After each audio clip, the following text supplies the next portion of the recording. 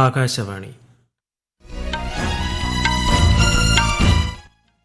നമസ്കാരം. വാർത്തകൾ വായിക്കുന്നത് ഹരിഷ്ണ.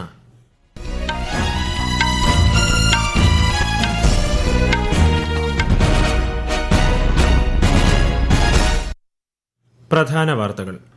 ഇന്ത്യയുടെ സാംസ്കാരിക പാരമ്പര്യത്തെ സാങ്കേതിക വിദ്യ, മികച്ച ആശയവിനിമയം എന്നിവയുമായി സംയോജിപ്പിച്ച് ആഗോള ബന്ധങ്ങൾ ശക്തമാക്കണമെന്ന് പ്രധാനമന്ത്രി നരേന്ദ്രമോദി. നുഴഞ്ഞുകയറ്റം ഉൾപ്പെടെയുള്ള സുരക്ഷാ വെല്ലുവിളികൾ നേരിടാൻ നിർമ്മിത ബുദ്ധി പ്രയോജനപ്പെടുത്തണമെന്ന് കേന്ദ്ര ആഭ്യന്തരമന്ത്രി അമിത്ഷാ. പൊന്നോണത്തെ വരവേൽക്കാനൊരുങ്ങി മലയാളനാട്. ഇന്ന് അവസാനവട്ട ഒരുക്കങ്ങളുടെ ഉത്രടപ്പാച്ചിൽ. പ്രവാചകൻ മുഹമ്മദ് നബിയുടെ സ്മരണയിൽ ഇസ്ലാം മത വിശ്വാസികൾ ഇന്ന് നബിദിനം ആഘോഷിക്കുന്നു. കേരളത്തിൽ അതിശക്തമായ മഴയ്ക്ക് സാധ്യത. ഇന്ന് 9 ജില്ലകളിൽ മഞ്ഞ ജാഗ്രത. കേരളം, കർണാടക, ലക്ഷദ്വീപ് തീരങ്ങളിൽ ഇന്നും നാളെയും മത്സ്യബന്ധനത്തിന് വിലക്ക്. ശ്രീലങ്കയ്ക്കെതിരായ 2ാം ടെസ്റ്റിൽ ഇന്ത്യയ്ക്ക് കൂറ്റൻ സ്കോർ. 1ാം ഇന്നിംഗ്സ് 9 വിക്കറ്റിന് 503 റൺസ് എന്ന നിലയിൽ ഡിക്ലയർ ചെയ്തു. സൗത്ത് സുഡാനിലെ UN ദൗത്യ സംഘത്തിന് നേരെയുണ്ടായ ആക്രമണത്തെ ശക്തമായി അപലപിച്ച് ഇന്ത്യ. വാർത്തകൾ വിശദമായി. പരമ്പരാഗത നയതന്ത്ര രീതികൾക്കപ്പുറം ഇന്ത്യയുടെ സാംസ്കാരിക പാരമ്പര്യത്തെ സാങ്കേതിക വിദ്യ, മികച്ച ആശയവിനിമയം എന്നിവയുമായി സംയോജിപ്പിച്ച് ആഗോള ബന്ധങ്ങൾ ശക്തമാക്കണമെന്ന് പ്രധാനമന്ത്രി നരേന്ദ്രമോദി. വിദേശകാര്യ മന്ത്രാലയത്തിലെ ട്രെയിനി ഉദ്യോഗസ്ഥരുമായി സംവദിക്കുകയായിരുന്നു അദ്ദേഹം. നിയമിതരാകുന്ന രാജ്യങ്ങളിൽ പ്രാദേശിക സമൂഹങ്ങളുമായി അടുത്ത ബന്ധം സ്ഥാപിക്കണമെന്ന് Indian foreign service 2025 batch trainee ഉദ്യോഗസ്ഥരോട് പ്രധാനമന്ത്രി ആഹ്വാനം ചെയ്തു. നുഴഞ്ഞുകയറ്റത്തോട് വിട്ടുവീഴ്ചയില്ലാത്ത സമീപനം സ്വീകരിക്കണമെന്നും സുരക്ഷാ വെല്ലുവിളികളെ നേരിടാൻ നിർമ്മിത ബുദ്ധി പ്രയോജനപ്പെടുത്തണമെന്നും കേന്ദ്ര ആഭ്യന്തരമന്ത്രി അമിത്ഷാ. ന്യൂഡൽഹിയിൽ 9ാമത് ദേശീയ സുരക്ഷാ സ്ട്രാറ്റജീസ് സമ്മേളനം ഉദ്ഘാടനം ചെയ്യുകയായിരുന്നു അദ്ദേഹം. ഭീകരതയെയും തീവ്രവാദവൽക്കരണത്തെയും ഫലപ്രദമായി നേരിടുന്നതിന് ആഭ്യന്തര മന്ത്രാലയത്തിന്റെ പ്രഹാർ പദ്ധതി ഫലപ്രദമായി നടപ്പാക്കാനും UAPA കേസുകളോട് സമഗ്രവും സംയോജിതവുമായ സമീപനം സ്വീകരിക്കാനും കേന്ദ്രമന്ത്രി നിർദ്ദേശിച്ചു. 2 ദിവസത്തെ സമ്മേളനത്തിൽ കേന്ദ്ര ആഭ്യന്തര സഹമന്ത്രിമാർ, കേന്ദ്ര സായുധ സേനകളുടെയും പോലീസ് വിഭാഗങ്ങളുടെയും മേധാവികൾ തുടങ്ങി 850-ലധികം പ്രതിനിധികൾ പങ്കെടുക്കുന്നുണ്ട്. വിദേശകാര്യമന്ത്രി S. Jaishankar Russian president Vladimir പുടിനുമായി മോസ്കോയിൽ കൂടിക്കാഴ്ച നടത്തി. ഉഭയകക്ഷി വ്യാപാരം, സാമ്പത്തിക സഹകരണം എന്നിവ ചർച്ചയായി. സാമ്പത്തിക സഹകരണം, വ്യാപാരം, ഊർജ്ജം എന്നീ മേഖലകളിൽ ഇന്ത്യയും റഷ്യയും തമ്മിലുള്ള പങ്കാളിത്തം ശക്തമാക്കുമെന്ന് വിദേശകാര്യമന്ത്രി പറഞ്ഞു. Progress on market access, removal of tariff and non-tariff barriers, strengthening payment mechanisms, and stronger business-to-business engagement will be critical for addressing this imbalance and achieving our shared objective of $100 billion in bilateral trade by 2030. ഔദ്യോഗിക സന്ദർശനത്തിനായി ദേശീയ സുരക്ഷാ ഉപദേഷ്ടാവ് Ajith Doval ബെയ്ജിംഗിലെത്തി. India China അതിർത്തി വിഷയം ഉൾപ്പെടെ ചർച്ച ചെയ്യുന്നതിനുള്ള 25ാമത് പ്രതിനിധി ചർച്ചയിൽ അദ്ദേഹം പങ്കെടുക്കും. ചൈനീസ് വിദേശകാര്യമന്ത്രി വാങ് യിയുമായും വൈസ് പ്രസിഡന്റ് ഹാൻ ഷെങ്ങുമായും ശ്രീ ഡോവൽ കൂടിക്കാഴ്ച നടത്തും. കേന്ദ്ര ധനമന്ത്രി നിർമ്മല സീതാരാമന്റെ കാനഡ, അമേരിക്ക സന്ദർശനത്തിന് ഇന്ന് തുടക്കമാകും. ഉഭയകക്ഷി സാമ്പത്തിക ധനകാര്യ പങ്കാളിത്തം ശക്തിപ്പെടുത്തുക, നിക്ഷേപ ബന്ധങ്ങൾ കൂടുതൽ ദൃഢമാക്കുക എന്നിവയിൽ ശ്രദ്ധ കേന്ദ്രീകരിച്ചുള്ളതാകും സന്ദർശനമെന്ന് ധനമന്ത്രാലയം അറിയിച്ചു. കാനഡ ധനമന്ത്രിക്കൊപ്പം പ്രഥമ സാമ്പത്തിക ധനകാര്യ സംഭാഷണത്തിൽ കേന്ദ്ര ധനമന്ത്രി പങ്കെടുക്കും. വിവിധ വ്യവസായ വട്ടമേശ സമ്മേളനങ്ങളിലും ശ്രീമതി നിർമ്മല സീതാരാമൻ സംസാരിക്കും. രാജ്യത്ത് ഉൽപാദന യൂണിറ്റുകൾ സ്ഥാപിക്കുന്നത് സംബന്ധിച്ച് കമ്പനികൾ ഉന്നയിച്ച ആശങ്കകൾ പരിഹരിക്കുന്നതിനായി അടുത്ത 2 മാസത്തിനുള്ളിൽ ചട്ടങ്ങളിൽ ഭേദഗതി വരുത്തുമെന്ന് കേന്ദ്ര വാണിജ്യ വ്യവസായ മന്ത്രി പീയൂഷ് ഗോയൽ.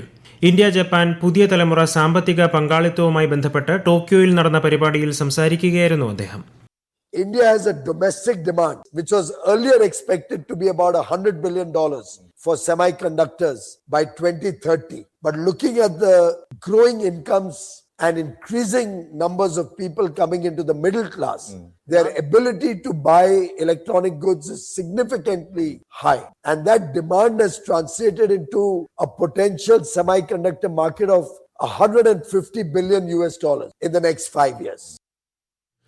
പശ്ചിമ ബംഗാളിൽ പൗരത്വ ഭേദഗതി നിയമപ്രകാരം ഹിയറിംഗുകൾ നടത്താനും അർഹരായ അപേക്ഷകർക്ക് പൗരത്വ സർട്ടിഫിക്കറ്റുകൾ നൽകാനും സംസ്ഥാന സർക്കാരിനെ ചുമതലപ്പെടുത്തി കേന്ദ്ര സർക്കാർ. ഇതു സംബന്ധിച്ച് കേന്ദ്ര ആഭ്യന്തര മന്ത്രാലയം വിജ്ഞാപനം പുറപ്പെടുവിച്ചു.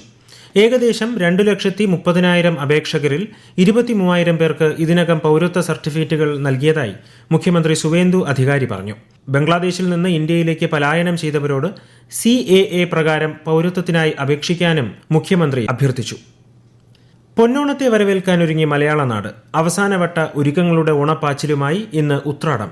സദ്യവട്ടങ്ങൾ ഒരുക്കിയും ഒത്തുകൂടിയും മലയാളികൾ നാളെ തിരുവോണം ആഘോഷിക്കും. ടൂറിസം വകുപ്പ് സംഘടിപ്പിക്കുന്ന സംസ്ഥാനതല ഓണം വാരാഘോഷത്തിന് തിരുവനന്തപുരത്ത് ഇന്നലെ വർണ്ണാഭമായ തുടക്കമായി. മുഖ്യമന്ത്രി വി ഡി സതീശൻ ഉദ്ഘാടനം ചെയ്തു.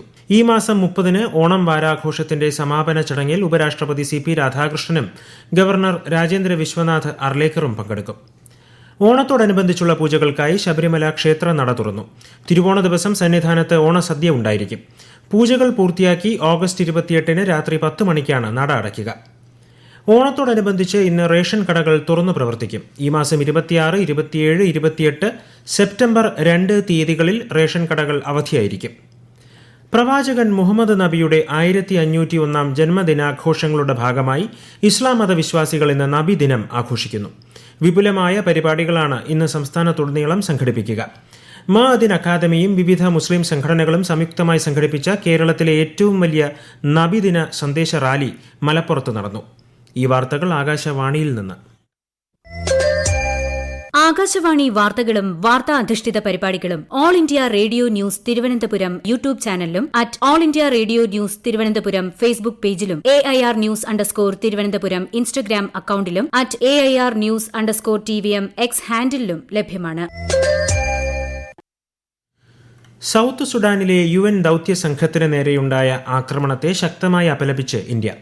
ആക്രമണത്തിൽ 2 UN സമാധാന സേനാംഗങ്ങൾ കൊല്ലപ്പെടുകയും 7 പേർക്ക് പരിക്കേൽക്കുകയും ചെയ്തു. UN കേന്ദ്രങ്ങളുടെയും ഉദ്യോഗസ്ഥരുടെയും സുരക്ഷ ഉറപ്പാക്കണമെന്നും കുറ്റക്കാർക്ക് ശിക്ഷ ഉറപ്പാക്കണമെന്നും ഇന്ത്യ ആവശ്യപ്പെട്ടു. ഇറാനെതിരെയുള്ള ഉപരോധം കടുപ്പിച്ച അമേരിക്ക. ഇറാന്റെ വരുമാന സ്രോതസ്സുകൾ പൂർണ്ണമായും തടയുകയെന്ന ലക്ഷ്യത്തോടെ American treasury secretary Scott Bessent പുതിയ ഉപരോധങ്ങൾ പ്രഖ്യാപിച്ചു.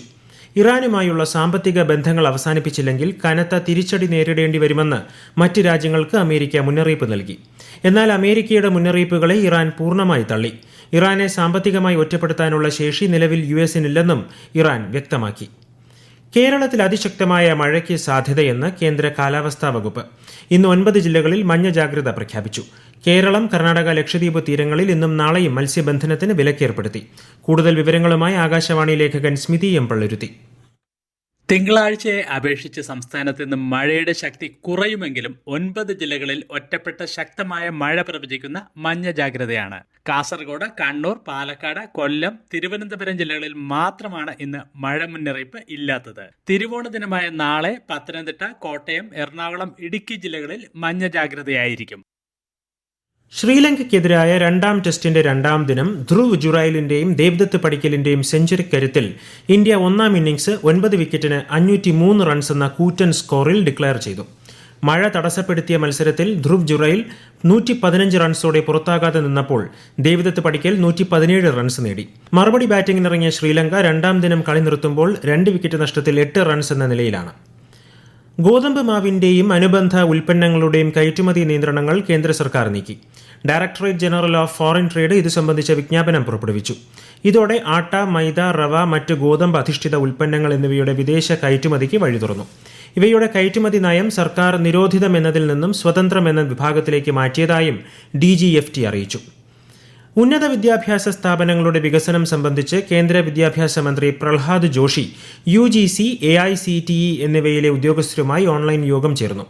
യുവ കായിക പ്രതിഭകളെ വളർത്തിയെടുക്കുന്നത് ലക്ഷ്യമിട്ടുള്ള ഖേലോ ഭാരത് പദ്ധതിയെക്കുറിച്ചും യോഗത്തിൽ ചർച്ച ചെയ്തതായി കേന്ദ്ര വിദ്യാഭ്യാസ മന്ത്രി സമൂഹ മാധ്യമത്തിൽ കുറിച്ചു.